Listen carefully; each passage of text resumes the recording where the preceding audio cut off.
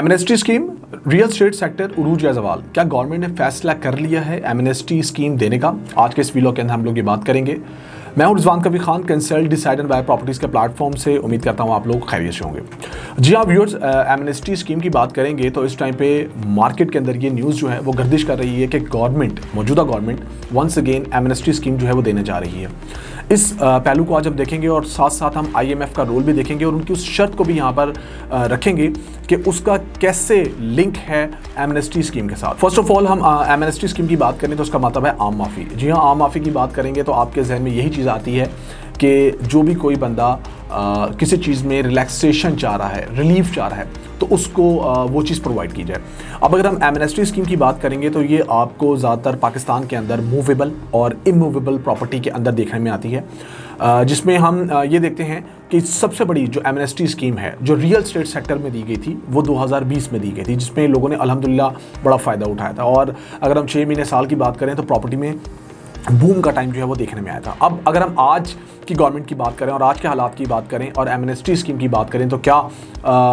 हम लोग इस चीज़ को दोबारा रियल स्टेट सेक्टर में जो है वो अवेल करने जा रहे हैं? लेकिन पहले हम IMF की बात कर लेते हैं, क्योंकि पाकिस्तान वो मुल्क है जो कि IMF के अंदर डिफरेंट प्रोग्राम्स जो है वो अवेल कर चुका है और स्टिल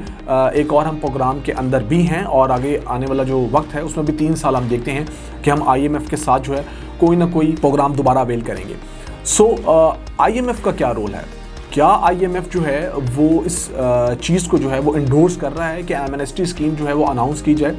पहले हम बात कर लेते हैं IMF की। IMF के हवाले से देखें तो IMF ने ना जो जोर दिया है पाकिस्तान के ऊपर वो क्या दिया है, जिसमें उनकी जितनी भी शराइत हैं उसमें से एक शर्त ये है कि अपने जो टैक्स नेट है, टैक्स को इंक्रीज़ किया जाए और टैक्स पेयर्स को भी बढ़ाया जाए। ये एक बड़ी जो चीज़ है उनकी तरफ से एक शर्त है रखी गई है। और वो क्यों कर इस एमनेस्टी स्कीम के मुखालिफ हैं, ये इसके साथ बिल्कुल इंटरलिंक है और उसमें आप लोगों को भी इस चीज़ का बेहतर इल्म होगा, जितने भी साहिब इल्म हैं, कि हमारी जो आबादी है वो है तकरीबन कोई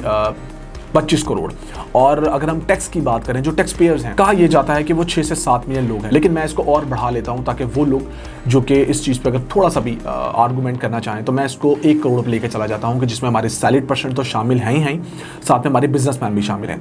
कि वो लोग जो है वो टैक्स जो है वो पे कर रहे हैं। अब देखिए, आप इतनी बड़ी आबादी है और इस आबादी के अंदर सिर्फ अगर 1 करोड़ बंदा भी टैक्स दे रहा हो, चाहे वो बिजनेसमैन हो या सैलरीड पर्सन हो, तो हम लोग कहाँ पर जो है वो एक्सपेंस अपने मीट कर सकते हैं और रेवेन्यू कितना जनरेट कर रहे होंगे? देखिए, गवर्नमेंट जो है ना वो टैक्स कलेक्ट करने के बाद ही, यानी कि रेवेन्यू जनरेट करने के बाद ही बजट के अंदर तमाम चीज़ों को देखती हैं और फिर अपने एक्सपेंसेस को भी देखती हैं कि हमारे क्या एक्सपेंस हुए और क्या हमने एक साल में इनकम जो है वो जनरेट की। अब अगर देखा जाए तो हमारे पास 2 तरह के टैक्सेस होते हैं, एक डायरेक्ट टैक्सेस होते हैं और एक इनडायरेक्ट टैक्सेस होते हैं। डायरेक्ट टैक्सेस की बात करें तो वो तो अल्हम्दुलिल्लाह अगर मैं बात करूँगा तो आपको मैंने जैसे फिगर बताया है कि बहुत से ऐसे लोग हैं जो टैक्स नेट में अभी तक नहीं आए हैं और उनके पास फंड्स भी मौजूद हैं, प्रॉपर्टी भी मौजूद है, बट वो टैक्स नहीं पे करते हैं। लेकिन एट द सेम टाइम अगर हम बात करेंगे गवर्नमेंट की, तो गवर्नमेंट ने कहीं ना कहीं से टैक्सेस जो हैं वो इकट्ठे करने हैं, उन्होंने अपनी कलेक्शन को बेहतर करना है, तो वो लोग जाते हैं इनडायरेक्ट टैक्सेस की तरफ। और उसकी जब इंप्लीमेंटेशन होती है तो फिर हम एक एग्जांपल आपके सामने रखते हैं कि गेहूं के साथ घुन भी पिसता है, सबको वो टैक्सेस जो हैं वो देने पड़ते हैं, क्योंकि अल्टीमेटली आपकी एक ऐसी क्लास मौजूद है, चाहे वो एलीट हो चाहे वो मीडियोकर हो, जो कि टैक्स जो है वो बिल्कुल देना पसंद नहीं करते और अल्टीमेटली गवर्नमेंट जो है वो हर बजट के अंदर अपने एक्सपेंसेस और अपने रेवेन्यू को देखना होता है। सो IMF की बात करेंगे तो IMF ने ही इन चीज़ों को एंडोर्स किया है कि भाई आपने अपनी इनकम बढ़ानी है, अपना रेवेन्यू बढ़ाना है, आपने टैक्सेस को जो है वो इम्प्लीमेंट करना है और आपने एक अच्छी परसेंटेज टैक्स नेट के अंदर लेकर आनी है। अब जैसे मैंने IMF की बात की और उनका जोर जिस पॉइंट पे है वो टैक्स के हवाले से है, तो इसको एंड में जाके मैं इंटरलिंक भी करूंगा अपनी एमनेस्टी स्कीम के साथ कि क्या गवर्नमेंट जो है वो उसको इंप्लीमेंट करने जा रही है। उसके साथ साथ हमने ये भी देखना है कि व्हाई एमनेस्टी इज गुड और should be implement on real estate sector. देखिए, किसी भी मुल्क के अंदर जो रियल स्टेट सेक्टर को अगर हम देखें तो वो कॉर्पोरेट बिजनेस है और वहाँ से एक अच्छी इनकम जनरेट होती है और आपकी GDP जो है वो उस पर इन्हिसार कर रही होती है। सो रियल स्टेट एक ऐसा सेक्टर है जिस पे 2020 में भी इस चीज़ को इम्प्लीमेंट किया गया और एक टैट जो है वो दिया गया। उसके अंदर काफ़ी लोगों ने अपने जो फंड्स हैं, वो कौन से फंड्स हैं वो आपको भी इल्म में है, जिसको हम ब्लैक मनी का नाम दें या हिडन मनी का नाम दें, उन्होंने रखे होते हैं और वो नहीं शो करवाते। तो उन लोगों को जब एमनेस्टी स्कीम दी गई और उन लोगों ने अपने फंड्स निकाल के मार्केट में इंजेक्ट किए और रियल एस्टेट सेक्टर में इंजेक्ट किए। तो रियल एस्टेट सेक्टर का बिजनेस जो है वो 40 से ज़्यादा बिजनेस इसको अपने साथ लेके चल रहा होता है। तो वहाँ पर हमें अच्छी भली जो है वो मुल्क का पहिया चलता हुआ दिखाई दिया और लोगों ने उसमें अर्न भी किया। और फिर तभी हम ये कह रहे होते हैं कि 6 महीने साल में लोगों ने अच्छा जो है रियल एस्टेट सेक्टर के अंदर फंड्स भी कमाए।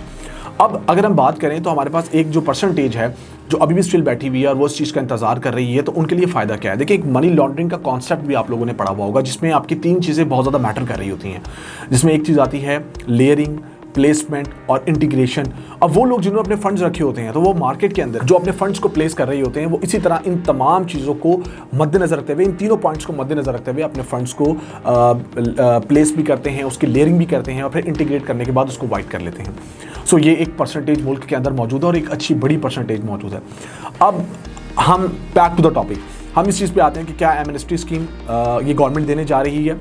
देखिए, IMF के प्रोग्राम में हैं, फर्दर भी मैंने आपको बताया कि अगले 3 साल भी हम यही देखते हैं कि हम दोबारा IMF के प्रोग्राम में जा सकते हैं। और फिर वही बात है कि जिन लोगों ने हमें अकोमोडेट करना है उन्होंने अपनी शराइत रखनी है, उन्होंने इस चीज़ को देखना है कि भाई इन्होंने हमसे फंड्स ले लिए तो ये हमें पे बैक कहाँ से करेंगे। तो उन्होंने उस तमाम चीज़ों को मद्देनजर रखते हुए आपके मुल्क के अंदर जो है वो इंटरफेरेंस करनी है। तो क्या इस गवर्नमेंट के अंदर कोई ऐसी इस टाइम पे डिसीजन पावर लेने की ताकत है कि वो एमनेस्टी स्कीम जो है वो आप लोगों को दे सकें और रियल एस्टेट सेक्टर में जो है ख़ासतौर पे देख सकते हैं। क्योंकि कहा यह जाता है समहाउ कि 2020 में भी IMF के अगेंस्ट जाके जो है वो एमनेस्टी स्कीम दी गई थी। मैं ये वो बातें कर रहा हूँ जो कि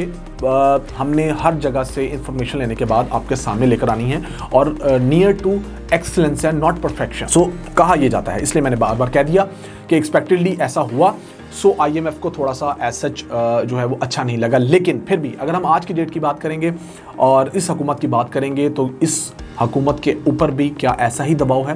क्या वो इस दबाव से बाहर निकलते हुए IMF की इस शर्त को जो उन्होंने रखी है कि टैक्स कलेक्शन को बढ़ाया जाए और रेवेन्यू को बढ़ाया जाए, टैक्स नेट में लोगों को ज़्यादा से ज़्यादा लेके आया जाए और फिर तमाम चीज़ों को देखा जाए, बजाय इसके कि एमनेस्टी स्कीम दे के दोबारा से फिर वही चीज़ कि ब्लैक मनी को वाइट मनी में कन्वर्ट कर दिया जाए और फिर मुल्क जो है वो उसी दोहराए पे खड़ा हो। ये जो गवर्नमेंट है ये कोई ऐसा डिसीजन लेगी, इस चीज़ पे हम लोगों ने देखना है। आप लोगों ने तमाम बातों को मद्देनजर रखना है, क्योंकि एक चीज़ ऐसी भी है कि कुछ आपने ये भी सुना हुआ होगा कि बेनामी जायदाद भी सामने आती हैं कि जी फलां के नाम पे प्रॉपर्टी है, वो बंदा निकलाया और बहुत से लोगों ने प्रॉपर्टी जो है बाई की हुई है। उसमें भी होता ये है कि इन केस अगर हम बात करें, आज की डेट की बात करें, तो जब बंदा वो अपनी प्रॉपर्टी को शो करवाता है तो उस पर टैक्स के साथ साथ प्लेंटी भी चार्ज होती है और वो अप्रॉक्सीमेटली 50% तक जाती है। तो लोग उससे भी डरते हैं और अपनी प्रॉपर्टी को शो नहीं करवाते हैं और कहते हैं कि हमने टैक्स देना नहीं है, इस बेनामी प्रॉपर्टी को ऐसे ही चलने दिया जाए। ये तमाम वो मुहरकात हैं, ये तमाम वो चीज़ें हैं जो कि मेरा ख्याल है, मेरी अपनी ओपिनियन है कि अगेंस्ट जाती है IMF की पॉलिसीज़ के, उनकी उस शराइत के। आज की डेट में अगर ये हुकूमत रियल एस्टेट सेक्टर में जिस तरह की भी मार्केट के अंदर न्यूज़ सर्कुलेट कर रही है, amnesty scheme real estate sector में अनाउंस कर देती है, सो वंस अगेन उन लोगों ने अपने फंड्स को निकालना है और मार्केट के अंदर प्लेस करना है और फिर वही बात कि मार्केट के अंदर पहिया आपको बड़ी तेज़ी से चलता हुआ दिखाई देगा और रियल एस्टेट सेक्टर के अंदर कहा जाएगा कि एक दफ़ा फिर बूम आ गया। But at the same time हमने उन चीज़ों को भी अपने मद्देनजर रखना है कि हमारा मुल्क कहाँ पर स्टैंड कर रहा है और हम क्या कर सकते हैं और गवर्नमेंट क्या इनिशिएटिव ले सकती है और ये गवर्नमेंट कितनी जो है वो पावर रखती है कि वो तमाम चीज़ों को मैनेज कर सके। आने वाला वक्त इस चीज़ को डिसाइड करेगा। हमारा काम है वीलॉग बनाना और आपके सामने कुछ हकाइक लेकर आना और फिर उन चीज़ों को इंटरलिंक करना एमनेस्टी स्कीम के साथ और ये बताना कि आपके ख्याल में ऐसी कौन सी चीज़ है जो आप समझते हैं कि अगर हो जाए या एमनेस्टी स्कीम गवर्नमेंट दे सकती है। जो भी आपकी ओपिनियन है आप लोग हमें कमेंट सेक्शन में जाके बता सकते हैं। आप हमारे व्लॉग्स को देखते हैं, हमारी वीडियोस को देखते हैं और फिर आपकी भी एक जजमेंट है, हम उसको भी पॉजिटिव और नेगेटिव हर एस्पेक्ट से देखते हुए आपके सामने व्लॉग लेकर आते हैं और कोशिश ये करते हैं कि आप ज़्यादा से ज़्यादा कमेंट करें ताकि हमारे पास और ज़्यादा नॉलेज भी आए, क्योंकि बाज़ दफ़ा हम आपकी लाई हुई चीज़ों को बहुत ज़्यादा क्लोजली ऑब्जर्व करने के बाद और मार्केट रिसर्च करने के बाद फिर व्लॉग बना के आपके सामने लेकर आते हैं और कोशिश करते हैं कि आप तक मैक्सिमम इन्फॉर्मेशन पहुंच जाए। मैं उम्मीद करता हूं कि आज का व्लॉग आप लोगों को पसंद आएगा। हमारे चैनल को लाइक करें, शेयर करें, सब्सक्राइब करें, ज़्यादा से ज़्यादा शेयर करें ताकि जो बंदा भी